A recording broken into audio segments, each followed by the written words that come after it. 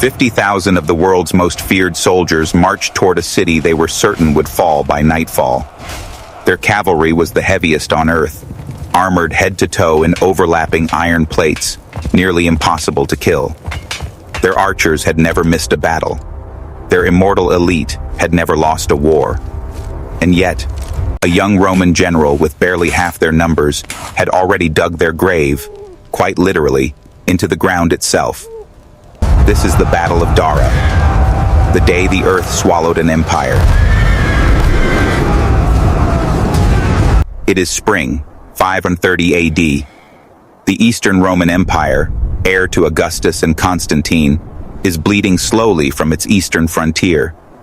For over a century, two titanic superpowers had been locked in a grinding, relentless cycle of war, diplomacy, and betrayal. On one side, the Byzantine Empire, the last living flame of ancient Rome, powerful in its fortresses but stretched thin. On the other, the Sassanian Persian Empire, a military superpower whose cavalry could shatter armies across open plains in minutes. The Byzantines had one critical weakness. In the flat desert plains of northern Mesopotamia, they had no major forward base to defend from or rally around. Persian forces used the fortified city of Nisibis, once Roman, now Persian, to launch deep raids into Byzantine territory and vanish behind its walls.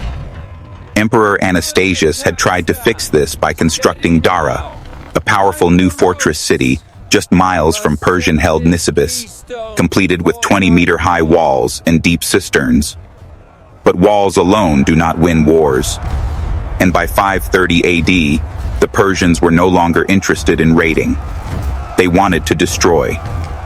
Sassanian king Kavad I tasked his main southern army to march directly on Dara, to crush the Roman garrison, shatter Byzantine morale, and end the frontier war in a single blow. The man standing in their way was a young general named Belisarius, and he had a plan no one had ever seen before. Belisarius was not yet famous. He was newly appointed, relatively untested at this scale, and deeply aware that he was outnumbered by nearly 2 to 1. His force of roughly 25,000 soldiers was diverse: Roman heavy cavalry, light infantry, Thracian and Illyrian troops, and fast-moving Hun and Heruli horsemen from the northern steppes. Against them, an estimated 4,000 Sassanian soldiers, surging toward Dara with confidence, contempt, and iron superiority. The Persian commander Firuz had reportedly mocked Belisarius openly before battle even began, certain the young Roman was already defeated. Belisarius did not respond with pride. He responded with a shovel. In the days before the Persian arrival, Roman soldiers carved a series of deep, staggered trenches directly in front of their defensive position outside Dara's walls. These were not simple ditches. They were precision-engineered kill zones, arranged in a broken, interlocking pattern designed to funnel cavalry into narrow choke points, slow charges, and prevent encirclement. The trench system turned the flat battlefield into a trap, and Belisarius placed his forces with surgical precision around it. Light infantry held the center, cavalry anchored both flanks, and crucially, hidden reserves of Hunnic and Heruli horsemen were concealed just behind the Roman lines, completely invisible to the enemy. The Romans were not just defending, they were setting a stage. The Persian army arrived like thunder. 40,000 soldiers stretched across the horizon, their heavy cavalry gleaming in the Mesopotamian sun. Firuz surveyed the Roman trenches and allowed himself a moment of amusement. A few ditches would not stop the finest cavalry force in the known world. He ordered his right flank forward, a probing assault, sending thousands of elite heavy cavalry thundering toward the Roman left wing.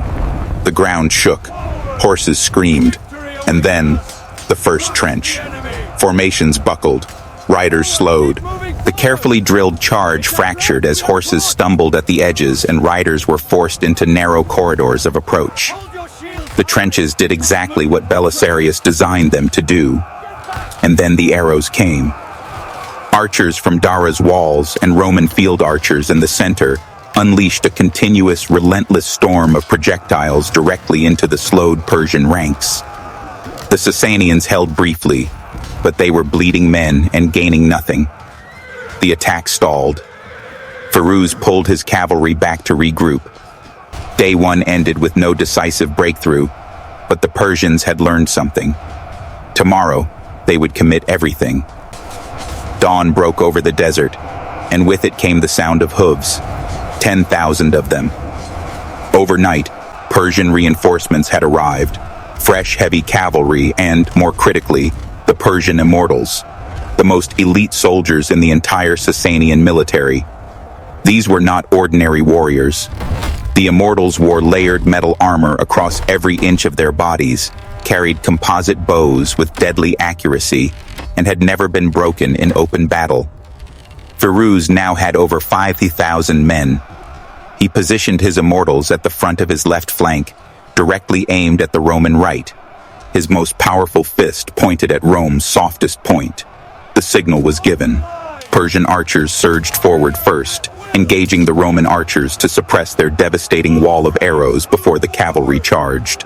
Then came the Immortals, and they were every bit as terrifying as their name suggested. They hit the Roman right flank like an iron wave, crashing through formations, carving gaps in the Roman lines, their sheer armored mass absorbing punishment and delivering it tenfold. Simultaneously, Persian cavalry hammered the Roman left. Both flanks were being crushed at once. Belisarius watched the lines bending and knew he had seconds to act.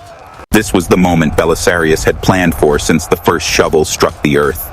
He unleashed his hidden Hunnic cavalry from the inner flanks, fast, lightly armored, and brutally precise, directly into the exposed sides of the advancing Sassanian mass. The Persians had pushed forward so aggressively that they never secured their own flanks. The Hunnic riders hit like lightning from a direction no one saw coming. The Persian advance stuttered. Confusion spread through their ranks, and that was the cue for the second hammer blow. The concealed Heruli cavalry, hidden north of the main engagement, now swept in and struck the exposed Sassanian right flank from behind. 3 directions, 3 simultaneous strikes.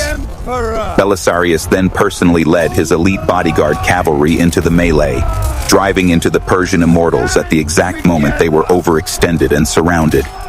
The Immortals, never broken, never encircled, suddenly found themselves cut off from all sides, trapped in the very ground their general had dismissed. Firuz had infantry reserves, thousands of them, but they were too far back, too slow to respond as the cavalry lines imploded in minutes. He had missed his moment. The window was gone. Sending infantry now would only add more bodies to a collapsing position. The Sassanian right flank broke first, the signal that everything had changed. The left flank, isolated and surrounded, fought on with the courage their name demanded. But courage cannot replace tactics. The Immortals died where they stood. A small number escaped into the desert. The majority did not. The rest of the Persian army, shocked and leaderless in the moment that mattered, retreated across the frontier in chaos. Belisarius did not pursue recklessly, a decision as wise as the battle itself. He held his ground, secured his dead, and stood before the walls of Dara victorious. Firuz had mocked a young general who hadn't yet earned his name.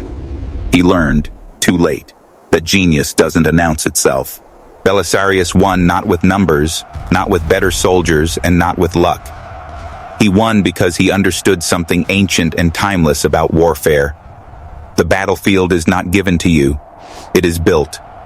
He shaped the ground. He controlled the tempo. He concealed his strength until the perfect moment, then unleashed it all at once. The Battle of Dara was not just a Roman victory. It was the birth of one of history's greatest military minds, and it all started with a shovel.